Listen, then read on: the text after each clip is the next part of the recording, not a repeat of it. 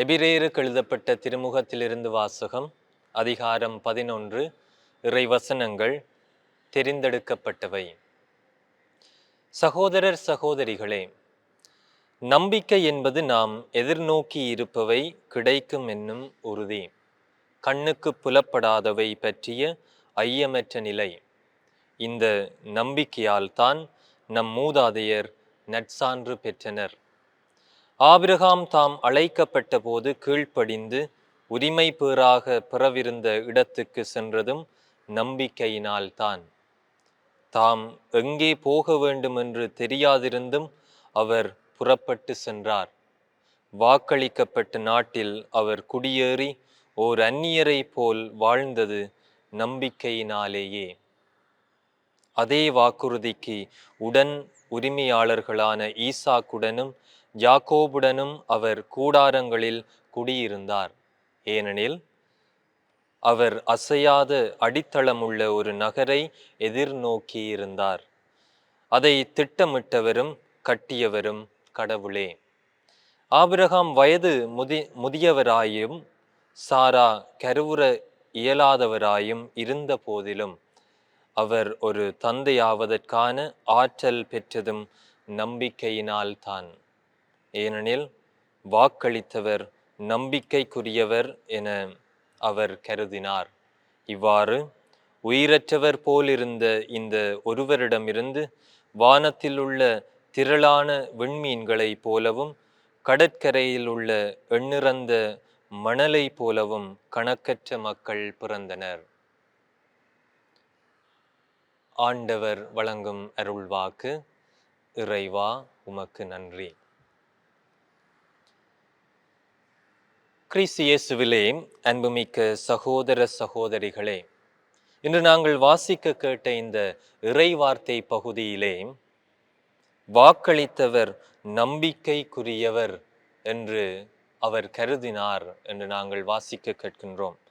எமது விசுவாசத்தின் தந்தையாக ஆபிரகாம் விளங்குகின்றார். அன்புமிக்க சகோதர சகோதரிகளே, 2025 ஆண்டு இந்த ஜூபிலி ஆண்டிலே நாங்கள் அனைவரும் நம்பிக்கையின் திருப்பயணிகளாக பயணிக்க வேண்டும் என்று திரு அவை தாயானவள் எம்மை அழைத்து நிற்கின்றாள். இன்று நாங்கள் வாசிக்க கேட்ட இந்த இறைவார்த்தை பகுதியிலே நம்பிக்கையினால் ஊண்டப்பெற்று ஒரு மனிதன் தனது வாழ்நாள் முழுவதும் கடவுளை நம்பியவனாக இருக்கின்றான். அவர்தான் ஆபிரகாம், எமது விசுவாசத்தின் தந்தையாக இருக்கின்றார்.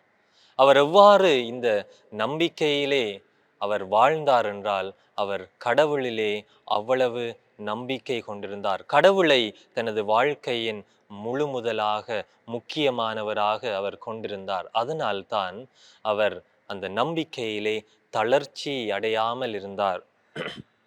நம்பிக்கை என்பது நாம் எதிர்நோக்கி இருப்பவை கிடைக்கும் என்னும் உறுதி. அன்புமிக்க சகோதரங்களே, நாங்கள் பலவற்றை எதிர்நோக்கி இருக்கின்றோம். மனிதர்களாகிய நாங்கள் இந்த வாழ்க்கையிலே பல்வேறுபட்ட எதிர்நோக்குகளை கொண்டிருக்கின்றோம். பல்வேறுபட்ட இலக்குகளை நோக்கி நாங்கள் பயணித்து கொண்டிருக்கின்றோம். எனவே அந்த நாங்கள் எதிர்நோக்கி இருக்கின்ற ஒவ்வொன்றுக்கும் அவை எங்களுக்கு கிடைக்கும் என்ற அந்த உறுதியான நம்பிக்கையோடு நாங்கள் பயணிக்கின்ற போதுதான் அங்கே எங்களுக்கு வெற்றி கிடைக்கின்றது. அப்படி மனிதராக வாழ்ந்தவர் தான் ஆபிரகாம்.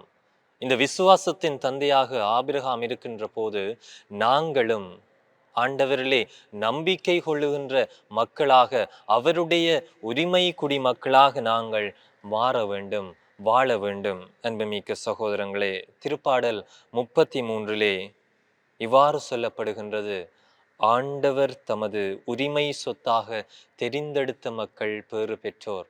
எனவே நாங்கள் அனைவரும் ஆண்டவருடைய உரிமை சொத்தாக இருக்கின்றோம், அவருடைய உரிமை குடிமக்களாக இருக்கின்றோம். திருமுழுக்கு வழியாக கிறிஸ்தவன் கிறிஸ்தவள் என்று நாங்கள் அனைவரும் நம்பிக்கையின் திருப்பயணிகளாக பயணித்து கொண்டிருக்கின்றோம். எனவே அந்த நம்பிக்கையிலே நாங்கள் மிகவும் உறுதியுள்ளவர்களாக இருக்க வேண்டும். எவ்வாறு ஆபிரகாம் தனது முதிர்ந்த வயதிலும் அவருக்கு கொடுக்கப்பட்ட அந்த வாக்குறுதி நிறைவேறும் என்று அவர் காத்திருந்தாரோ, தனது வழிமரபினர் கடற்கரை மணலை போலவும் வெண்மீன்களைப் போலவும் மாறுவார்கள் என்ற அந்த உறுதியோடு அவர் இருந்தாரோ, அதே போல அந்த நம்பிக்கையிலே நாங்களும் ஆண்டவரிலே அந்த நம்பிக்கையை கொண்டு வாழ வேண்டும் என்று இன்றைய இறை வார்த்தை நம்மை அழைத்து நிற்கின்றது. அன்புமிக்க சகோதரங்களே, ஒரு முறை 2 படை வீரர்கள் அவர்கள் நண்பர்களாக இருக்கின்றார்கள். எனவே அங்கே சண்டை மூழ்கின்றது.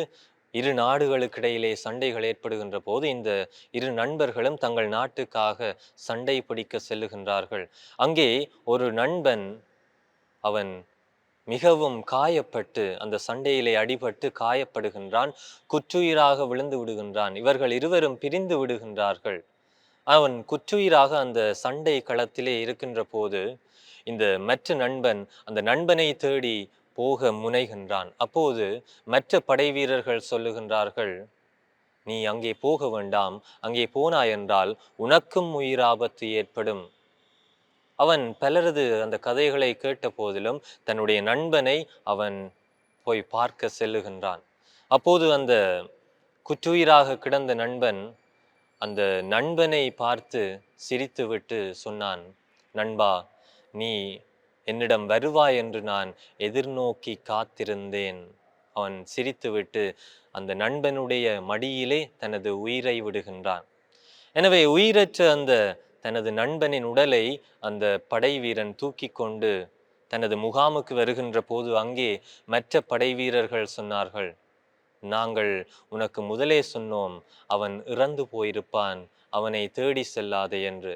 அப்போது அந்த நண்பன் தனது அந்த உயிரற்ற உடலை தன்னுடைய நண்பனின் உடலை வைத்து கொண்டு சொன்னான், அவன் இறந்து விடுவான் என்று எனக்கும் தெரியும், ஆனாலும் அவன் இறப்பதற்கு முன்பு நான் அங்கு சென்று விட்டேன். அவனுடைய முகத்திலே தெரிந்த அந்த புன்முறுவல், அந்த சிரிப்பு, அந்த சந்தோஷம் எனக்கு யாராலும் தர முடியாது. அதே போல நான் அவனுக்கு கொடுத்த அந்த ஆறுதலும் யாராலும் கொடுக்க முடியாது. அவன் எதிர்நோக்கி காத்திருந்தான் என்று சொன்னாராம்.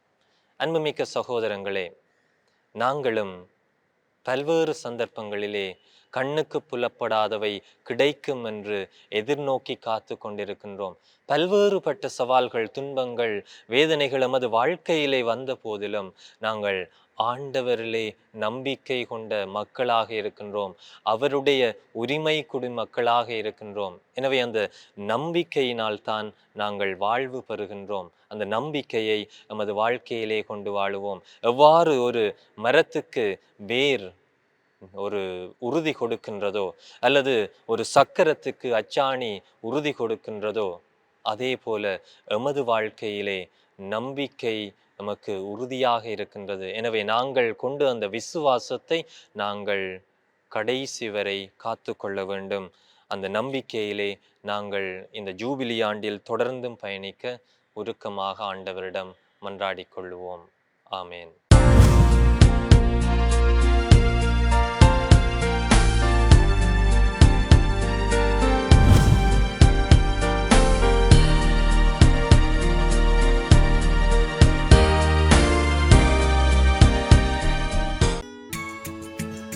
ஹோலி மேடையில் புத்தம்புது நிகழ்ச்சிகளை உடனுக்குடன் பார்த்து மகிழ எமது ஃபேஸ்புக் மற்றும் யூடியூப் பக்கத்தை லைக் செய்யுங்கள்.